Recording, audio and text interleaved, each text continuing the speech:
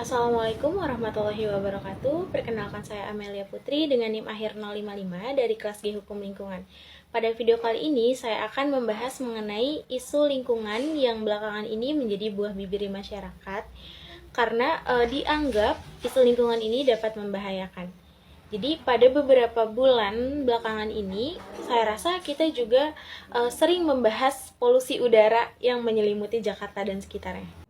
Baik, langsung saja kita masuk ke pembahasan pertama, yaitu mengenai definisi singkat udara. Udara merupakan salah satu faktor penting dalam kehidupan. Namun, dengan semakin pesatnya perkembangan zaman, kualitas udara pun mengalami perubahan.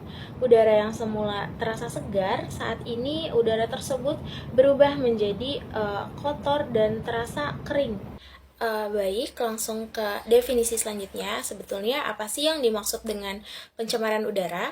Jadi pencemaran udara adalah masuknya unsur-unsur berbahaya ke dalam udara atau singkatnya bisa dibilang udara tersebut terkontaminasi oleh unsur-unsur berbahaya. Nah, sebetulnya aktivitas apa saja sih yang dapat menyebabkan kualitas udara itu berubah? Jadi, aktivitas yang dapat menyebabkan berubahnya kualitas udara atau menurunnya kualitas udara itu antara lain adalah faktor industri, peralatan lalu lintas, pembangkit listrik, tempat tinggal dan perkantoran. Nah, di antara sumber pencemaran tersebut, kendaraan bermotor merupakan sumber pencemaran terbesar, sedangkan di kota-kota besar, 8% pencemar udara berasal dari kendaraan bermotor. Selanjutnya, pada bagian ini saya akan menjelaskan lebih rinci mengenai penyebab polusi udara.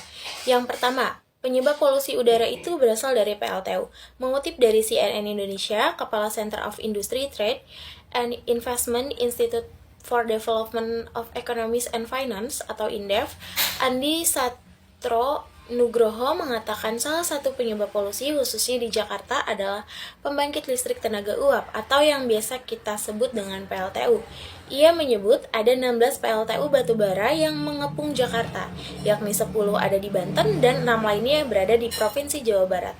Selanjutnya ada transportasi. Nah, berdasarkan Public Expose, strategi pengendalian pencemaran udara Dinas Lingkungan Hidup atau DLH Jakarta 2022, kendaraan bermotor menjadi sumber utama yang paling signifikan yang menyebabkan polusi di Jakarta. Nah, sektor transportasi menjadi kontributor terbesar terutama untuk polutan NOx, CO, PM10 dan PM2,5 dan SO2. Ada 17 jenis polutan yang diteliti dan dianggap mencemari udara.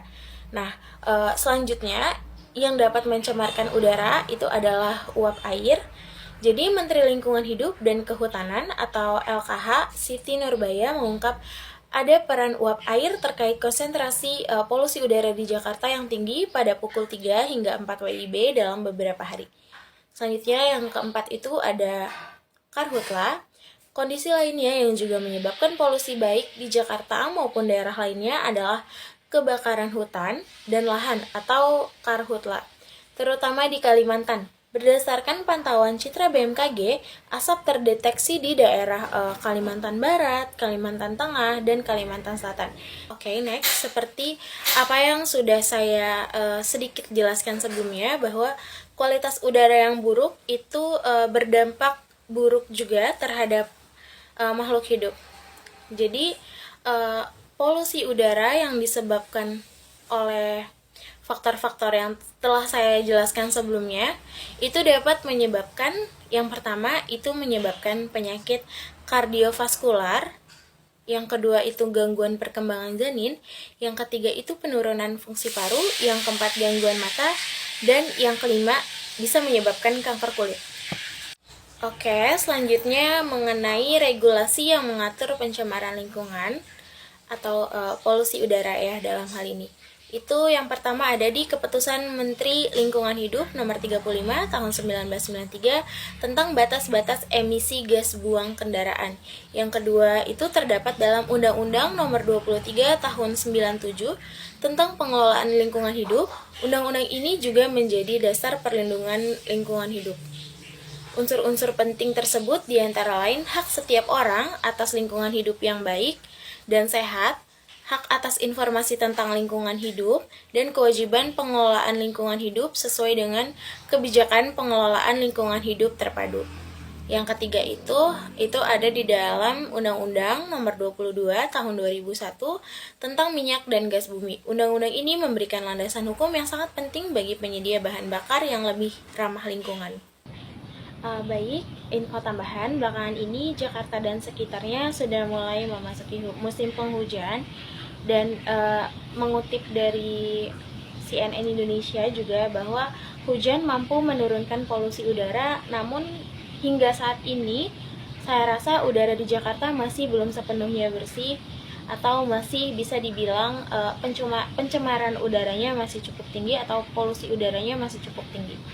Untuk menekan penurunan polusi udara, saya memiliki beberapa saran, yakni yang pertama, kita ini harus meminimalisir penggunaan kendaraan pribadi.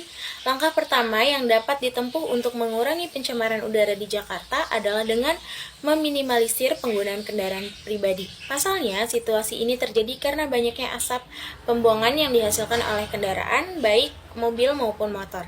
Yang selanjutnya, itu kita juga bisa mengupayakan untuk menggunakan transportasi umum.